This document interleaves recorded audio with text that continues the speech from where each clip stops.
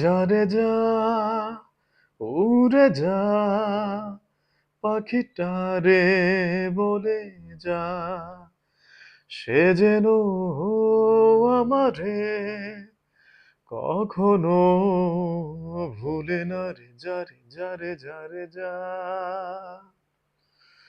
কি বলবো রে ভাই, দুঃখের কথা সকাল সকাল। এগুলো চিন্তা করলেই মাথাটা পুরা খারাপ হয়ে যায়।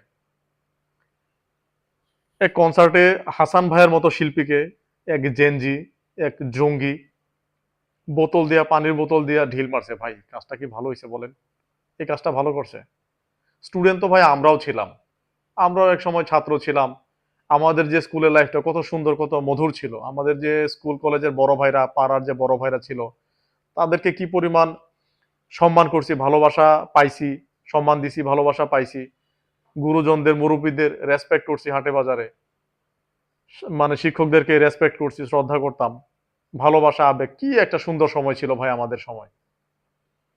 আর এখনকার যে জেনারেশন ভাই, জেনজি ভাই, এদের অত্যাচারে ভাই দেশে বিদেশে মানুষ আর থাকতে পারবো না ভাই। সাধারণ যে মানুষ, মিডিল ক্লাসে যারা চলাচল করে, চাকরি বাকরি করে, একটু বিজনেস নিয়ে চিন্তা ভাবনা করে, উদ্যোক্তা, নিজেদের কাজ কামাই করে খাইতে হয়, এই জেনজিদের অত্যাচারে 2 দিন পর পর ভাই এই অবরোধ সেই অবরোধ, এই গন্ডগোল সেই গন্ডগোল, হ্যাঁ, কিশোর গ্যাং, সন্ত্রাস, কি একটা অবস্থা সারা দেশে ভাই। একটা ওপেন কনসার্ট, সেইখানে হাসান ভাইয়ের মতো একজন শিল্পীকে ভাই পানির বোতল দিয়া তাও দেশের মাটিতে ভাই ঢিল মারে।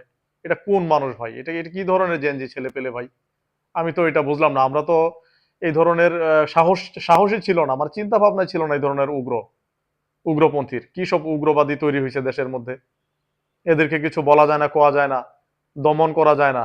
শিক্ষকরা এদেরকে ক্লাসে কিছু বলবে তো দূরের কথা, শিক্ষকরা 20 জন 50 জন 100 জন যায় কলারে মলারে ধরে ভাই ওইখানেই অফিস রুমে পিটাইবো। আর নাইলে স্কুল বা কলেজ ছুটির পরে ওরা গ্যাং রেডি করে রাখবো, ফোনে ফোনে ফোন নিয়ে যায় স্কুলে, ফোনে ফোনে অফিস থেকে বাইরে হইলে, স্কুল কলেজ ছুটি হইলেই গেটের মধ্যে ভাই ধইরা ফালাইবো গ্যাং নিয়ে। টিচাররাও আছে মহা বিপদে। আর আমাদের সময় ভাই স্কুলে না গেলে, পড়া না পারলে, একটু উল্টা পাল্টা করলে, দুষ্টামি করলে ভাই কাঁচা কঞ্চে দিয়ে পিটায়া ভাই। আহ, কাঁচা কঞ্চা পিটাইতে পিটাইতে ভাই ভাঙ্গিয়া ফালাইছে। একটা ভাঙছে, দুইটা ভাঙছে, 5টা 10টা, এরকম রেকর্ড আছে। 7 দিন পরে উঠন যায় না বিছনা থেকে, এত পরিমাণে পিট না। তার বাড়িতে আইলে আবার পিট না। মা বাবাও পিটাইছে যে তুই স্কুলে দুষ্টামি করছস, স্কুলে যাস না, পড়া পারস না, কারণ কি বিভিন্ন অজুহাতে, বিভিন্ন দোষে বাড়িতেও পিট না। আবার প্রাইভেট পড়তে যাওয়া লাগছে প্রাইভেট টিউটরের কাছে, সেইখানেও পিট না। ভাই কাঁচা কঞ্চার উপরেই দিন গেছে আমাদের। আর এখনকার জেনারেশন ভাই কাঁচা কঞ্চা তো দূরের কথা, একটা কথা কইলে টিচারের খবর আছে ভাই। টিচাররা আছে মহা বিপদে ভাই। টিচাররা বর্তমান সময়ে মহা বিপদে আছে এদেরকে নিয়ে, এই জেনারেশনকে নিয়ে। এদের কোনো বুকপিট নাই, এদের ভিতরে ভালোবাসা নাই, আবেগ নাই, মা বাবার কথা শুনে না, মাথার মধ্যে যা আসে ভাই সেটাই করে এই সমস্ত ছেলে পেলে। কি বলবো এদেরকে, বলেন কি বলার আছে এদেরকে নিয়ে? মানুষ তো বিপদে আছে। ওপেন একটা কনসার্টের মধ্যে একজন হাসান ভাইয়ের মতো শিল্পীকে, যে শিল্পীর গান শুনা ভাই আমরা 90 দশকের ছেলে পেলে বড় হয়েছি, কি আবেগ ভালোবাসা। এই গানগুলো এখন আমাদের মনে দোলা দেয়, আমরা এগুলাই এখনো শুনি, আজীবন শুনবই। ওরা তো জানে না এই সম্পর্কে, হাসান ভাই সম্পর্কে, হাসান ভাই কি জিনিস, হাসান ভাই কি জিনিস ওরা এটা জানে না, এদের ভিতরে নাই। বাংলাদেশে তৎকালীন সময়ে যে ব্যান্ডগুলো তৈরি হয়েছে, কে ছিল? জেমস, আয়ুব বাচ্চু, হাসান, তারপরে মাইলসের শাফিন ভাই, এরাই তো ছিল। এই ধরনের আরো অনেকেই আছে বিখ্যাত শিল্পীরা, সবার নাম তো আর বলা সম্ভব না। কিন্তু এদের নাম শুনে শুনে ভাই আমরা বড় হয়েছি। এরা জানে না এই সম্পর্কে, এরা কি তৈরি হইলো ভাই? জ্ঞান নাই, নলেজ নাই, কি উল্টাপাল্টা মাথার মধ্যে এদের চলে। এরা কি ডাক্তার হবে, কি ইঞ্জিনিয়ার হবে ভাই? এরা ইঞ্জিনিয়ার হলে তো বিল্ডিং ভেঙে ফালাইবো ভাই, এদের মেজারমেন্ট ঠিক নাই, মাথার মধ্যে ঠিক নাই। এরা ডাক্তার হলে রুগী মাইরা ফালাইবো উল্টাপাল্টা ইনজেকশন দিয়া।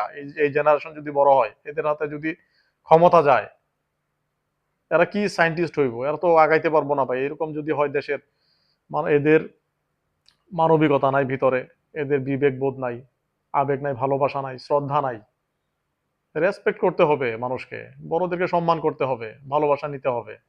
হ্যাঁ, অন্যায় হইলে সেটা প্রতিবাদ করতে হবে, প্রোটেস্ট করতে হবে, সেটা অবশ্যই দরকার।